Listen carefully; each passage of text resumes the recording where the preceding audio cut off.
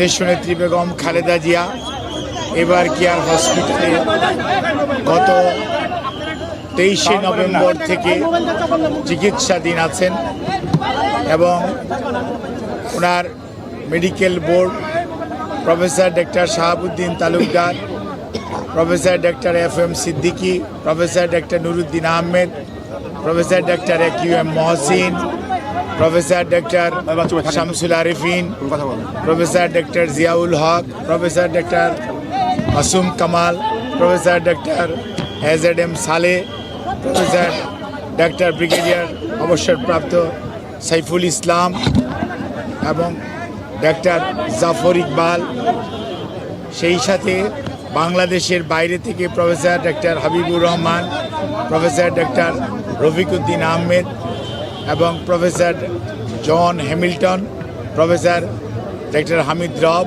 Professor John Patrick Kennedy, professor Jennifer Cross এবং doctor Zubaida Rahman সহ America, UK এবং বাংলাদেশের চিকিৎসকদের যৌথভাবে গঠিত মেডিকেল টিমের অধীন চিকিৎসাধীন থাকা অবস্থায় ওনাকে গত 27 তারিখ থেকে সিসিউতে উনি চিকিৎসাধীন আছেন।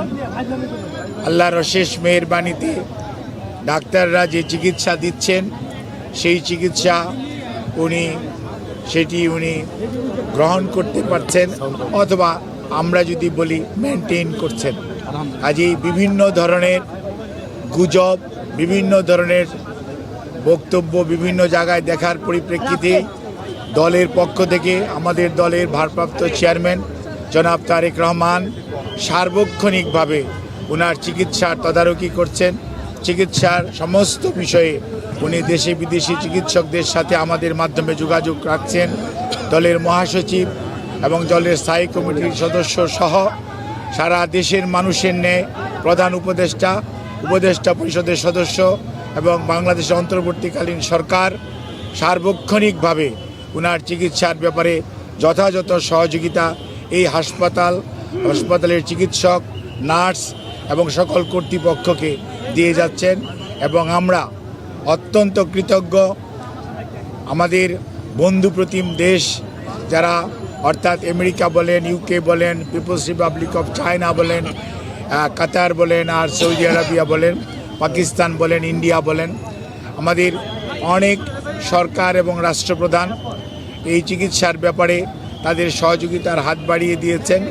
আমরা এই সংকটময় মুহূর্তে আপনাদের মাধ্যমে দেশবাসীর কাছে ওনার সুস্থতার জন্য দোয়া চাই এবং আল্লাহ রাব্বুল আলামিন যাতে দেশবাসীর দোয়া, সারা পৃথিবীর অনেক মানুষের ওনার প্রতি ভালোবাসা এবং দোয়ার কারণেই হয়তোবা উনি এই যাত্রায় সুস্থ হয়ে উঠবেন বলে আমরা আশা করি।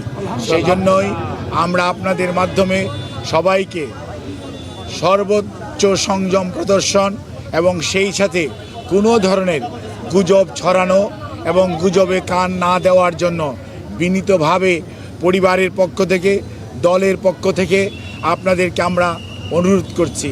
আমাদের দল কিভাবে আপনাদেরকে ইনফরমেশন দিবে সেটিও আমাদের দলের পক্ষ থেকে জানিয়ে দেওয়া হয়েছে। কাজেই সম্মানিত সাংবাদিক ভাই ও বোনেরা, আপনারা ধৈর্য ধরুন। দীর্ঘ 6 বৎসর যাবৎ আপনারা আমাদেরকে সহযোগিতা করেছেন। ইনশাআল্লাহ আমরা এই যাত্রাও আপনাদের ভালোবাসা, আপনাদের সহযোগিতা এবং আল্লাহ রাব্বুল আলামিনের অশেষ মেহেরবানিতে আমরা আবারও আমাদের প্রাণপ্রিয় নেত্রী দেশনেত্রী বেগম খালেদা জিয়াকে আজকে দেশের মানুষের যে অকৃত্রিম ভালোবাসার প্রতীক সেটি আজকে প্রমাণিত। সেই লক্ষ্যেই আমরা আপনাদের সহযোগিতা চাই।